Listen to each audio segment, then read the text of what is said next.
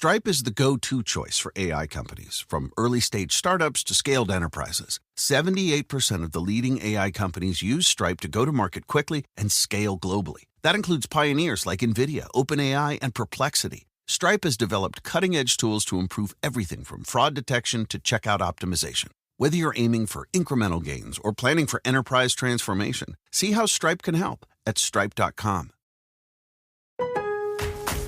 Now more than ever, Lowe's knows you don't just want a low price, you want the lowest price. And with our lowest price guarantee, you can count on us for competitive prices on all your home improvement projects. If you find a qualifying lower price somewhere else on the same item, we'll match it. Lowe's, we help, you save. Price match applies to same item. Current price at qualifying retailers. Exclusions and terms apply. Learn how we'll match price at lowes.com/lowest price guarantee. Want to sharpen your aim, save money on ammo, and train like the pros? All from the comfort of your home? Meet Mantis X, the cutting-edge dry-fire training system used by the Marine Corps, Army, and Special Forces to build precision and confidence. 94% of shooters report improved accuracy in just 20 minutes, and you could be next. With Mantis X, you train with your own firearm, anytime, anywhere, without wasting a single round. In less than 2 weeks, the system pays for itself in ammo savings alone. As a proud gun owner, I believe in the Second Amendment, but rights come with responsibility. That means refining your accuracy, mastering your skills, and staying prepared every time you train. Whether you're a new shooter or an experienced marksman, Mantis X helps you train smarter, shoot better, and defend what matters most. Get yours today at MantisX.com. That's MantisX.com. Did you know that Game Pass or Pass is brought to you for free because of Spotify for podcasters? It's a totally free platform, and you can make a podcast today for free. Spotify for Podcasters lets you record and edit podcasts right from your phone or computer. So no matter what your setup is like, you can start creating today. Then you can distribute your podcast to Spotify and everywhere else that podcasts are heard. And if you're thinking about taking your podcast to the next level with a video podcast, Spotify can help you too. With Spotify for Podcasters, you can also earn money in a variety of ways that includes ads and podcast subscriptions. So what are you waiting for? Download the Spotify for Podcasters app or go to spotify.com/podcast to get started right now.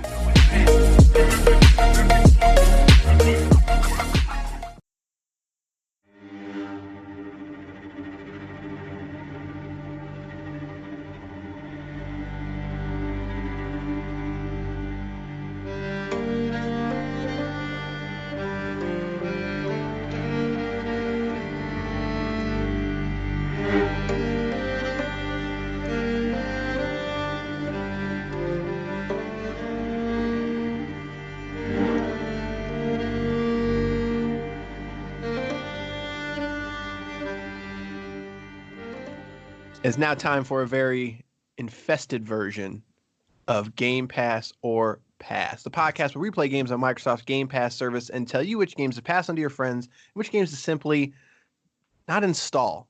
It's not even worth the megabytes to install it. That's a very gross intro. It's supposed to be. We are playing A Plague's Tale. Get it? Because it's a plague. And I kind of had the plague, which is why we're kind of late recording. Maybe you caught it from the game. I would not be surprised. On this week's episode, we're going to be talking about A Plague's Tale. But before we get there, got a little shout out. We got a review from a avid listener who goes by the name of, as soon as I give out his full government name and address. He goes by QuizBud, and he left us a wonderful review saying, "Thanks, guys. Look forward to the podcast every week. I have a request. Can you guys check out Blair Witch Project?" Now, QuizBot. I have a question for him, actually. QuizBud. Do I say QuizBot? QuizBud. Question for QuizBot. Bud. I'm gonna call him BudBot. Question for BudBot. Was curious, did you play this game already, or are you just looking for a second opinion? Right. Well, three things. A, he also wrote me an email when we were talking about getting his Game Pass code. and he said he doesn't have an Xbox One these days, but but we have convinced him to give none other than Doom a go. So just so you know, it is very cheap right now on Steam. So if you are on PC, which obviously you are, but give it a go there. It's worth every penny. 2, the game in question is actually just called Blair Witch. And 3, does that mean you actually want us to check out Blair Witch Project, which is the movie, which I will not do? So, wait.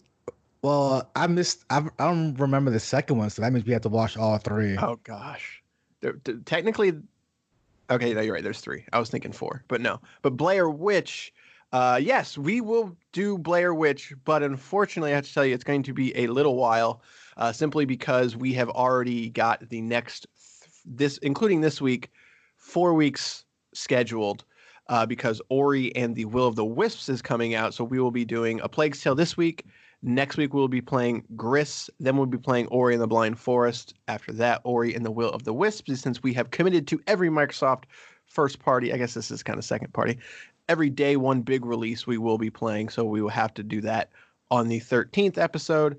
And then the week after that, we will play your request, which is Blair Witch. So I appreciate the review. We will get to that game, but it's going to be a little while. But this week, we are going to be talking about not Blair Witch. Wow.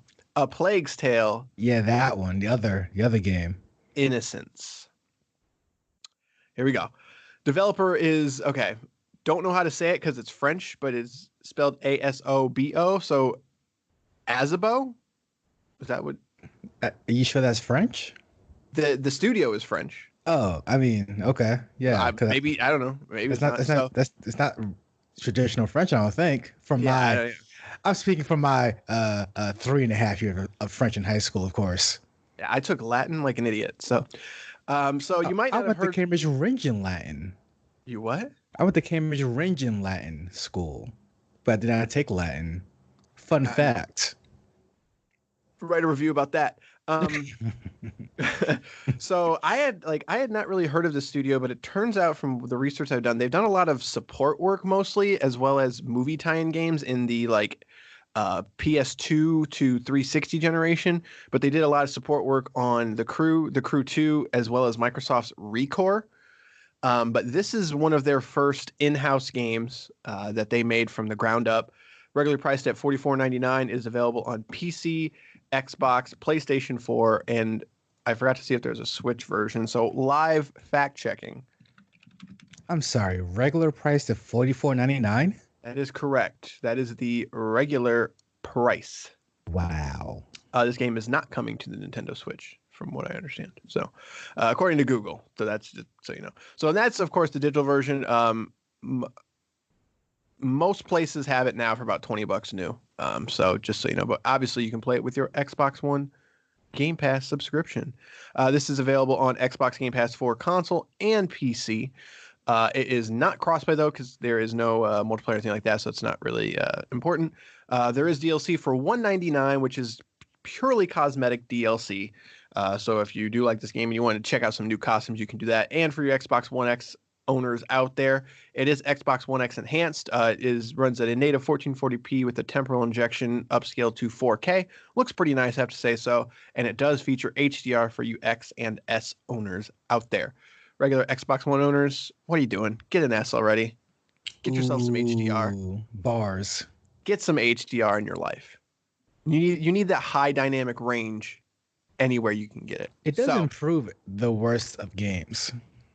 If it's done well. HDR, we're still in that I don't want to say that lull, but like we're finally getting games that are built with HDR from the ground up, because you can add HDR to any game, but if it's not built with it in mind, then it doesn't add a lot, kind of thing. It's like when Disney Plus tries to advertise that the original Star Wars trilogy is in HDR now. It's just like, okay, look, you change some color tones and some mapping and you call it HDR, but let's be honest, it never goes over 300 nits. So is it really HDR? No, it's not.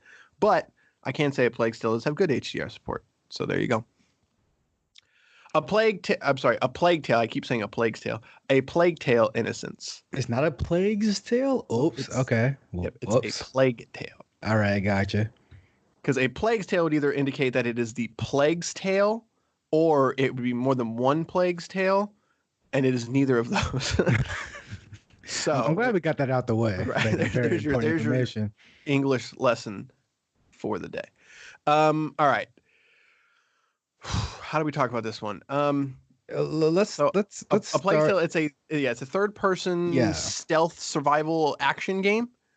Is that the best way to describe it? It's if you ever played Eco, it's something like it's Eco with a lot of stealth, I guess. Yeah, it's essentially a companion follow the companion type game where there's a lot of making sure you guys stay hidden and out of view, and then with very minimal combat as you make your way through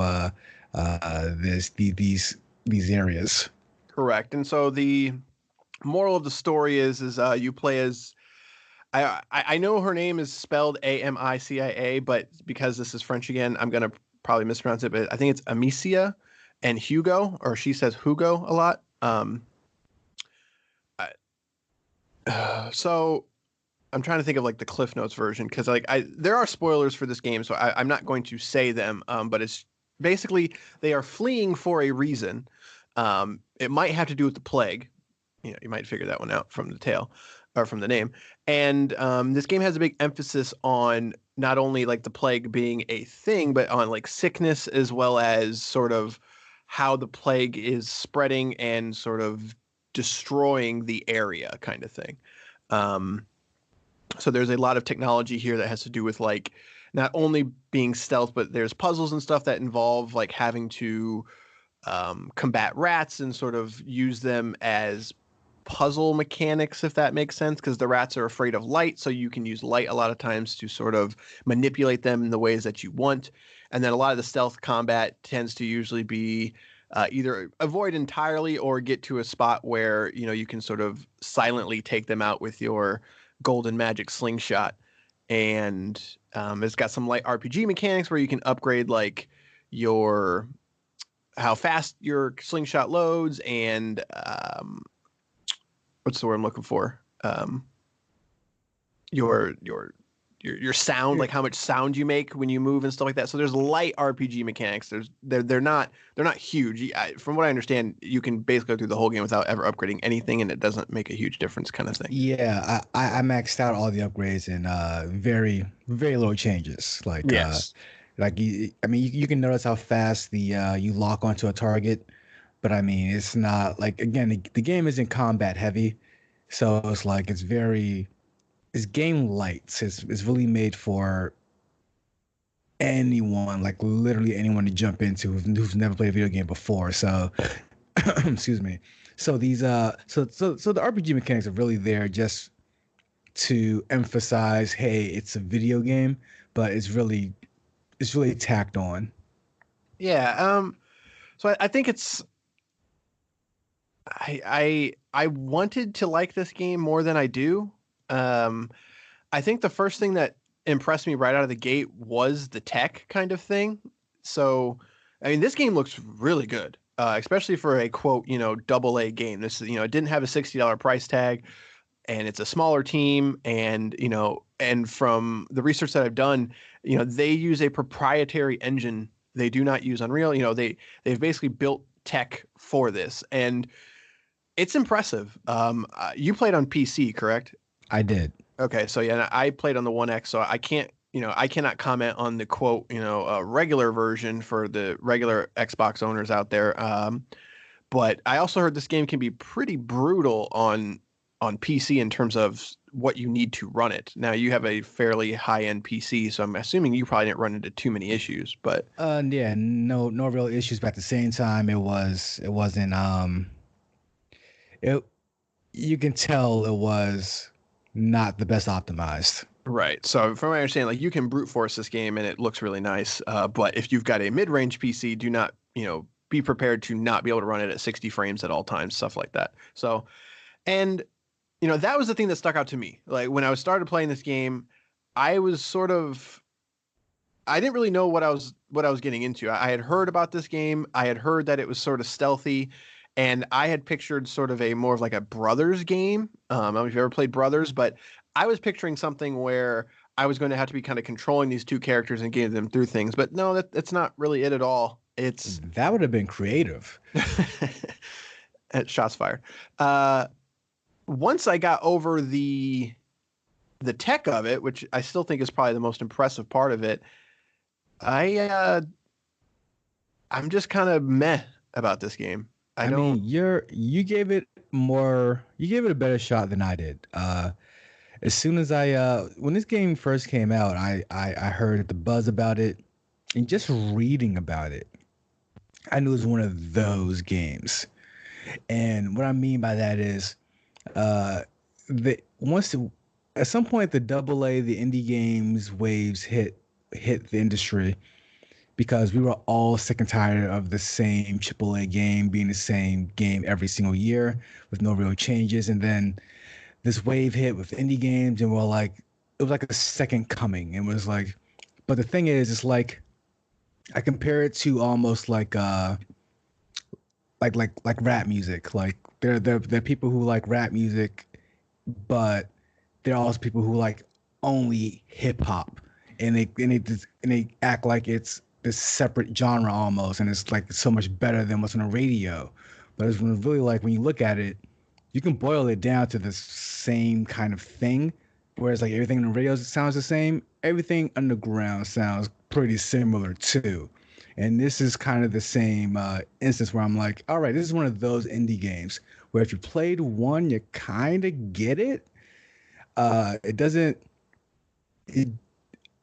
didn't do anything right off the bat that screamed to me something new. So like the tech was fine, like it looked great, it moved all right, but it was just instantly a hand holding simulator for me, and I knew it wasn't going to get much more game after that. I just knew it was just going to be very minimal upgrades in terms of actual gameplay, and that the entire point of this is the story.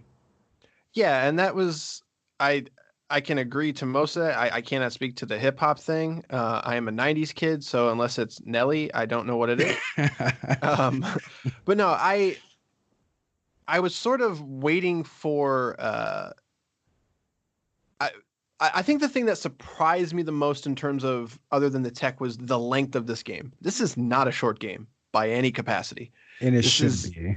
That's kind of how I feel about it, because I was going in thinking like, okay, so this is going to be like a short experience. It's going to do one thing, but it's going to do it kind of well. And then I'm going to be kind of done, kind of thing. And maybe that's on me for expecting something that this game isn't. But after like 2 or 3 hours, and it hadn't really started yet, like it just sort of started to maybe sort of paint a picture. And then I started getting like weapon upgrades, and I was like, okay, wait a minute, is this like a full on game here? Like, am I going to be playing this for 8 to 10 hours? And no, you're going to play it for even more. You're going to be playing it for almost 12 in some cases. I was kind of floored. I was like, well, okay, so like, where's the rest of the game at? Because it's very shallow. It's very, very shallow in what it does. It does not do anything. It doesn't double down on anything. It doesn't have a thing about it. It just sort of dabbles in basic stealth, basic action, and I guess maybe like basic RPG. And to me, to sustain that over 12 to 15 hours, you better have one heck of a story. And it doesn't, in my opinion. No, not at all. Like the whole story is the whole story is carrot at the end of the stick, like just type of storytelling where it's like there's something going on with the brother.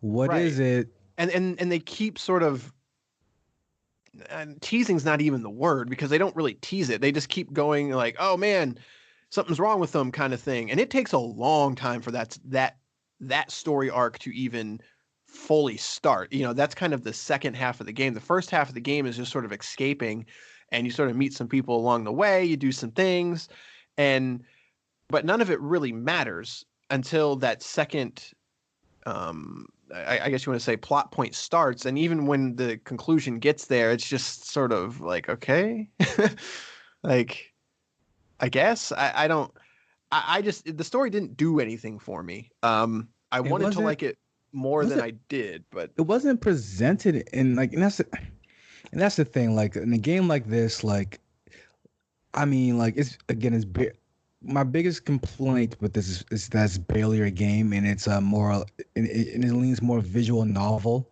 and sometimes, and I feel like when this trend kind of popped off with the Telltale series with Walking Dead, like at least then The Walking Dead was like it really doubled down on the way it told its story.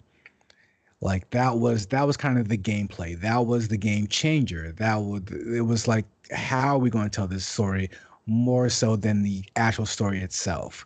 The way the Plague Tale Innocence really wants to highlight the story and the characters, but the characters aren't anything special. The story isn't anything special, and it's not told in a special way.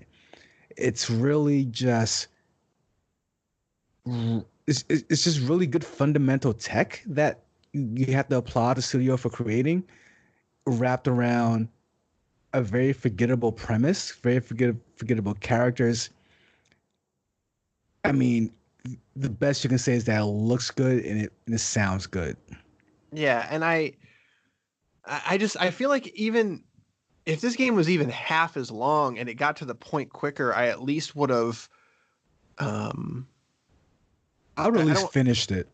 Yeah, I don't want to say like I would have liked it more, because I don't know if I would have liked it more, but I think I would have understood it more, because I think the thing that sort of just blows my mind the most is that it is very, very slow at introducing new things. Like you don't get everything that the game has to offer until just before probably the halfway mark. And the things that you get aren't exactly game changing. Like eventually you get sort of it basically ammo that ignites things. You know, you can throw this thing to start a fire in certain areas, kind of thing. And then there's other times that eventually you get something where you can knock helmets off of certain people. But that stuff comes 4 or 5 hours in, and it doesn't really change the game anymore. And it sort of just rolls everything out in a way that is just like nonchalant almost. It's like, okay, well, this is the part of the game where now you have the helmet knockoff tech. So you're going to knock off some helmets for a while. And it's like, okay, now I'm going to move to this part. And this next part is, well, now we've introduced, I don't want to just, belittle this game. Like it sort of keeps introducing things, but it never really builds upon itself. It never really sort of takes everything that you've learned and applied it in a way that I thought was challenging. And it was just kind of bleh. And well, I really don't want to understate or overstate. Like I really liked the tech of it, and the rats in particular, like they have like a swarming effect that looks really neat. And when you are using some type of light or fire to sort of walk through them, like it looks really cool. Like there's a lot of really cool tech here that I feel like if it just would have been a slightly more focused, it blows my mind that we indie games are not afraid to be short anymore. They're not afraid to be a 2 to 3 hour experience sometimes. And then I feel like this game is the exact opposite, that it should have been a shorter experience, because that ultimately would have made it a better product and it wouldn't have been felt bloated. But this really feels like they wanted to make a long game, but they just didn't have the time to do it. And so everything just feels super drawn out. And it's a weird product of its time, in a time where I feel like people have gotten over the idea of spending money for shorter experiences. Because it used to be, if you spent $60 on a Call of Duty campaign that was 5 hours long, that was unacceptable, kind of thing. And as we've now gotten further and further into the industry, like we've sort of figured out that a game doesn't have to be 12 hours to be good, kind of thing. It shouldn't be $50 if it's only 12 hours, but you can spend $30 and get yourself a good 10-hour game, kind of thing. And so it's weird in that capacity. And what's strange is that it reminded me a lot of Ninja Theory's, what's the heck of the name of that game? Hellblade. Yep, yeah. I know. Yep. Because Hellblade was very similar in that the tech of it was amazing. It still is to this day. And if anything, I'm sure that's one reason why Microsoft bought them, because they are very good with their tech they haven't created it completely, but they're very good with their own tech. And Hellblade was very similar in that it used a lot of facial recognition and as well as 3D audio in a way that hadn't really been done before. And so while the gameplay was very kind of basic and the combat wasn't anything that was going to blow your mind and the puzzles were fun, it still had a tone to it that sort of carried it through the game. I felt very similar about that game in that I felt like it was a couple hours too long, and I think I would have got the message and I would have had the same experience, but it would have been more contained in a way that felt better if it was just a slightly bit shorter. But to me, this feels like an overextension. It's the opposite of the Hellblade problem in that it just goes way too far, and which sucks because I think there is something good here. It's just hidden, whereas in Hellblade, I could find the good, and here it's super hard to see the good because it's so convoluted under mediocrity in so many ways.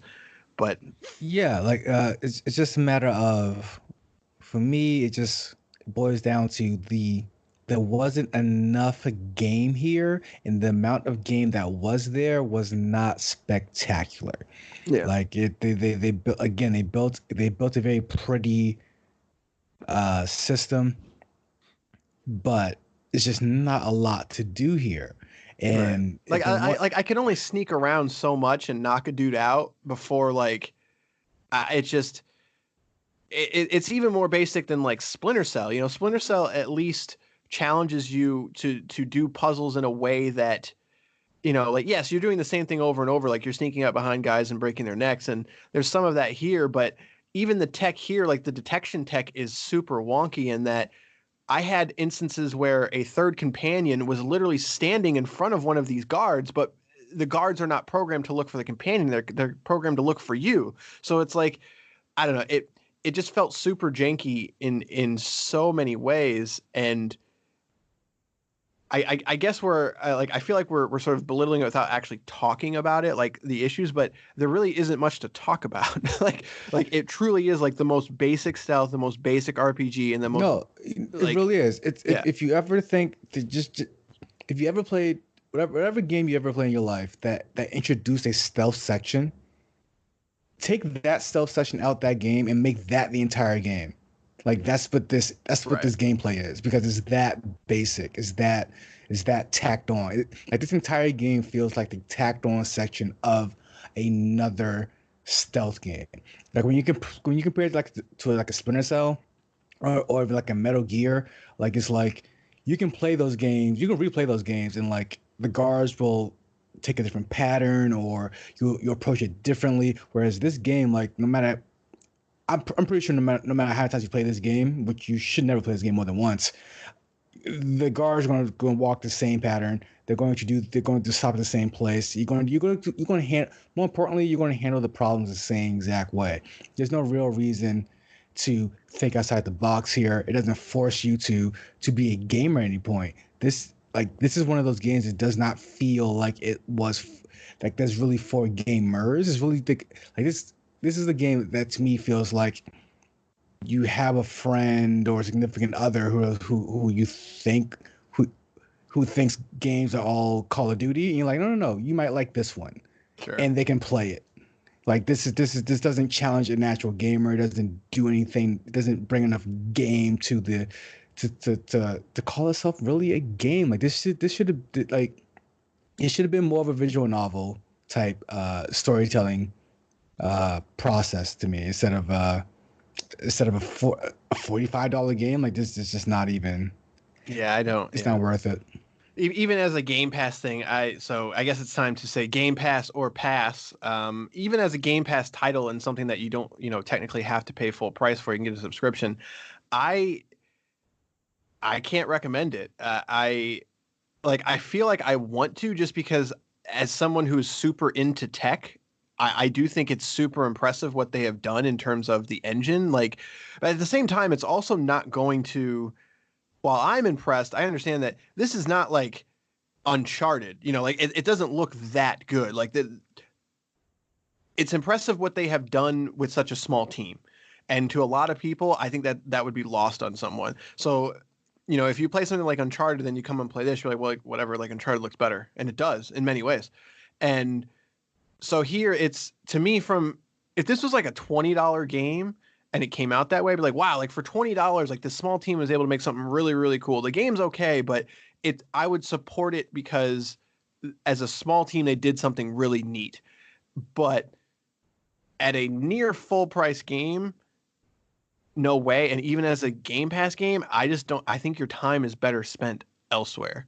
So this is going to be a controversial one, just going by right, again, apparently, because I remember like when the game first came out, it got some industry buzz, and the critical acclaim for this game is very high. Right. Very high. That's too high, and excuse me, and that's when I knew it was like, oh, this is gonna be one of those games, isn't it? Because I saw I saw maybe a trailer. I'm just like, there's not a lot going on here, but it's about a young girl taking care of her brother.